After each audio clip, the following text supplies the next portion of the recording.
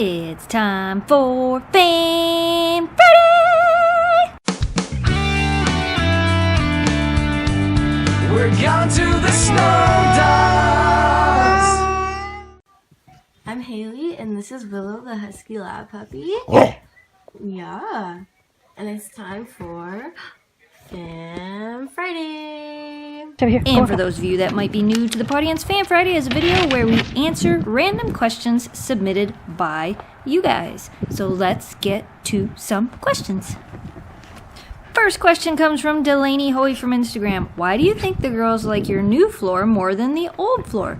For those of you that don't know, we put in new floors at our house. We put in Pergo Outlast flooring in our home. We will be doing a full in-depth review video, but Oakley has really been enjoying laying in a certain spot on the floor.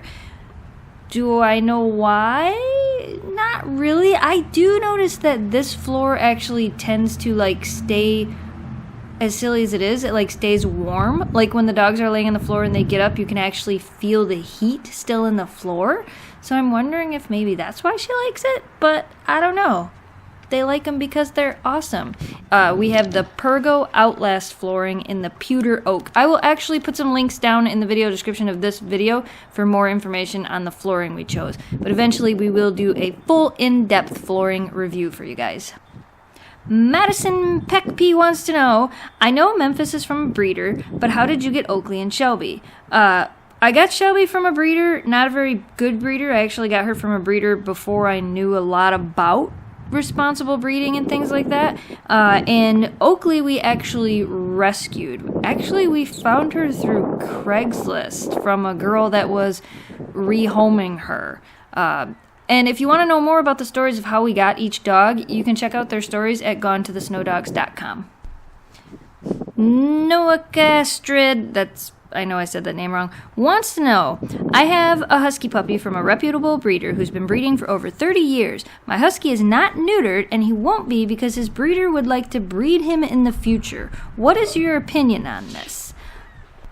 That's really hard to say. Is there a reason that they want to breed that dog? Are its parents champions? Do they have good bloodlines, OFA, and SURF certifications?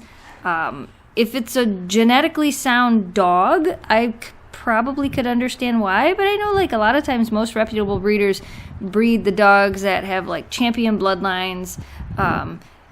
They really uphold the breed standard and they're doing it to better the breed. So I don't know. I would have to know more information before I could form an opinion on that. So it seems like every once in a while for Fan Friday, I get the same question over and over and over and over and over in the comments. And this week, it tended to be a question I get every week. How do I stop my puppy from biting? Some of you guys say, I've tried the loud ouch method. It doesn't work. Some of you have actually wrote that you've tried shaking your dog or spanking him or popping him in the nose. Don't do that. Just don't do that. If you really have a problem with your dog biting and you can't figure out a way to make them stop biting, the method I use is the loud ouch and ignore method. That has been what has worked for us for as long as I've had dogs. Basically what you do is when they bite you, you kind of yell ouch really loud, turn your back to the dog and ignore them. Do not play with them, do not pet them, do not acknowledge that they're there. They're going to jump around and they're going to act crazy because they're going to be a little bit hyped up because they think they're playing.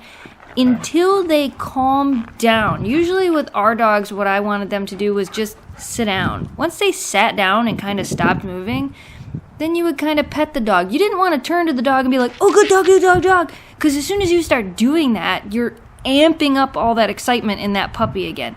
So you kind of just turn around when they calm down and just pet them so that, they know you're acknowledging that they're there.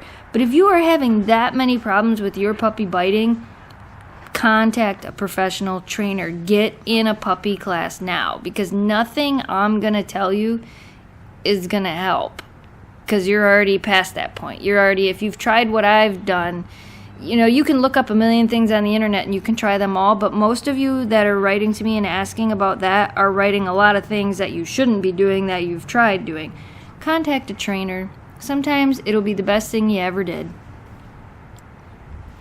TJP354 wants to know any tips on biking with your dog. Do I need to buy all the things that come with biking with your dogs? Cables, noodle thing, etc.